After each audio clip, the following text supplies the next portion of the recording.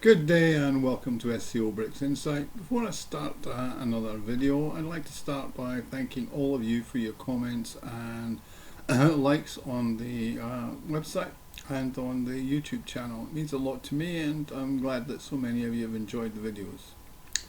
In my last video, I talked about Russia's agricultural miracle and becoming self-sufficient in food production in only 20 years.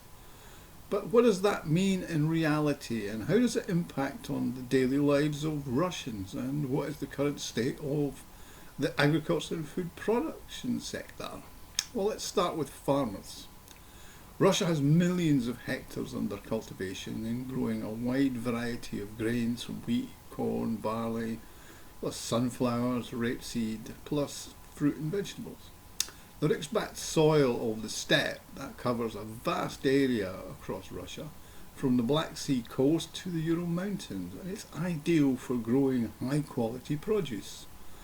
Every May holidays, my wife and I drive the 700 kilometers from where we live in the city of Ufa to our ancestral homeland of Yoshkar-Ola, which is in the Republic of Mariel, where we have actually extended family. That journey takes us through the agricultural heartland, where vast fields of wheat, barley, other grains, plus sunflowers stretch for miles right across the horizon, with the occasional nodding donkey, not the animal kind by the way, in the middle of a field which is actually extracting either oil or gas from deep beneath the soil. Now, one of the major advantages for farmers in Russia is they have access to cheap fertilizers.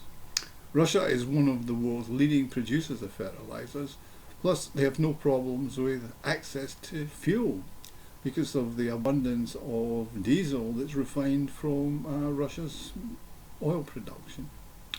Whilst farmers in countries all over Europe, from London to Brussels, The Hague, Berlin, Warsaw, are taking to the streets in protest at the policies of the EU against farmers, and their governments which have caused their cost to skyrocket with huge increases in prices of fuel and fertilizer, the Russian counterparts face no such problems, as the Russian government has taken active measures to support the farming and agricultural sector, as it fully understands that food security is fundamental to the well-being of the country.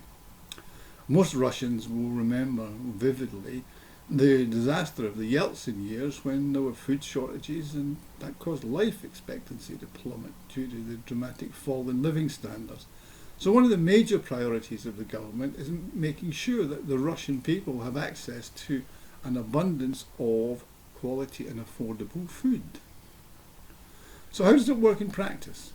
Well, let's start with the grain producers. Russia is the world's largest producer of grain, so the food processors have high access to high quality wheat for making things like flour, bread, cakes, biscuits, and particularly pasta.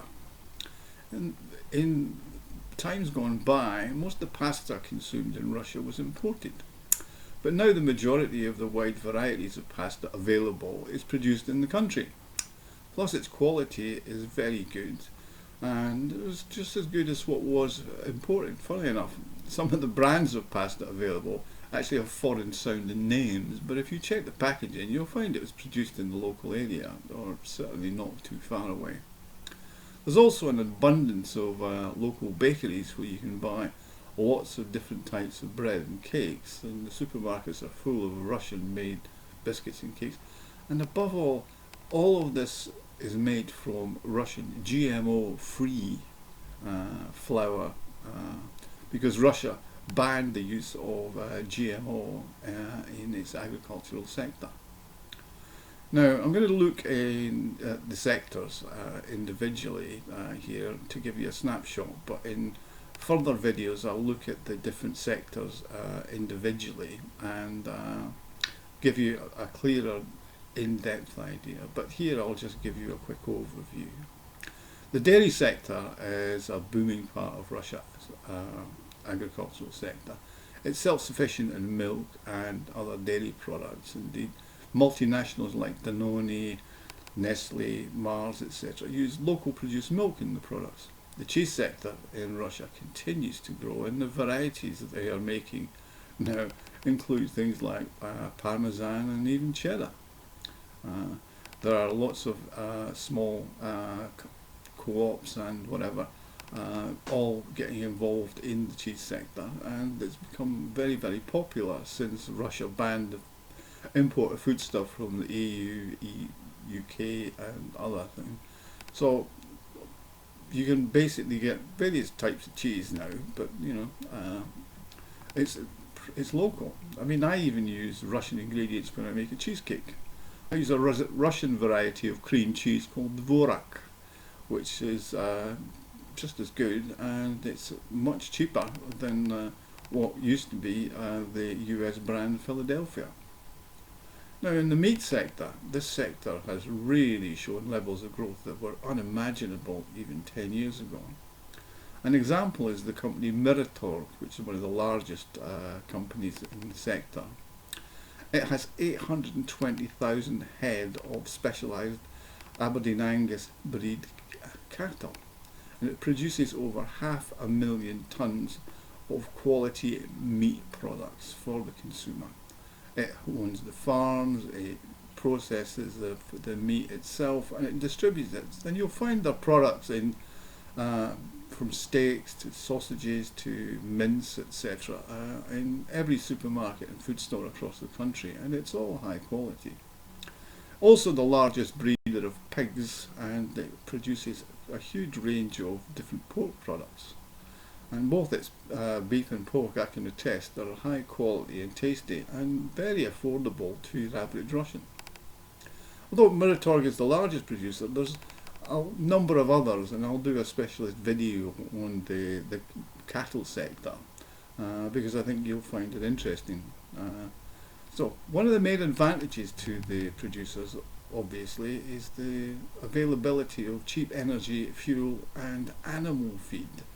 I mean, these costs make up the bulk of bringing an animal to the market. So if they are unaffordable like they are in the West, you tend to have problems which don't really exist in Russia. Anyway, poultry, chicken. Chicken isn't popular in Russia as it is abroad, and although we are not afflicted with the same number of chicken takeaways that seem to dominate Western cities, we do have a few branches of Kentucky Fried Chicken, but not the large numbers of other copycat brands that are so prevalent in the cities of the West.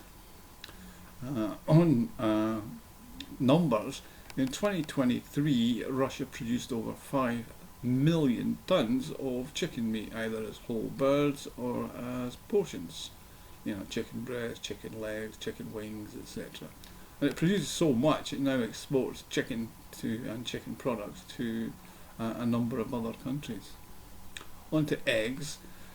Egg production continues to increase, but although in 2023 Russian hens laid 45 billion eggs, and that's expected to drop in 2024 a bit, mainly because there was an outbreak of bird flu that affected certain regions of Russia, and there was a shortage of eggs for a month or two, but that seems to have stabilised and things seem to be back to normal. By the way, it's interesting. In Russia, they sell eggs not in half dozens or dozens, but in packs of 10 or trays of 30. Now, on to fish. Russia, as most of you know, is the largest country in the world. It's also surrounded by 12 seas. Yes, 12 seas. Most of you know about the Baltic, Black and Caspian seas, but there are others, particularly in the north of Russia. These include the Barents, the Bering, the Kara, Pechora, Chukchi, White East, Siberian and Laptev, as well as Okhotsk. Plus you've got the rest of the Arctic Ocean and the Pacific. So as you might expect, Russia harvests millions of tons of various varieties of fish, from the magnificent sturgeon, no, not the Scottish one, which provides the world with the delicious caviar, to the wild Pacific salmon, which is absolutely delicious when poached. Now, every medium-sized supermarket in the country has a dedicated fish counter with a full range of different fish available, and you can even buy live freshwater fish and crayfish in tanks there. So Fish is an important part of the average Russian diet, and I'll post another video underneath this one of a Russian fish counter in a supermarket, just for your entertainment, so you can see, you know, what things are really like. Anyway, to summary, the state of food production in Russia is in a very healthy state, so I will do other videos where I'll look at the sectors individually, but I hope you've enjoyed this video. Do like and comment, subscribe if you already haven't, and also visit the website where I will be publishing the transcript of this video and others, so you can share some of the information contained in it. Plus there are many great articles to read and enjoy. Anyway, thanks for watching, and I look forward to being with you again with another video. Thank you very much for watching. Goodbye.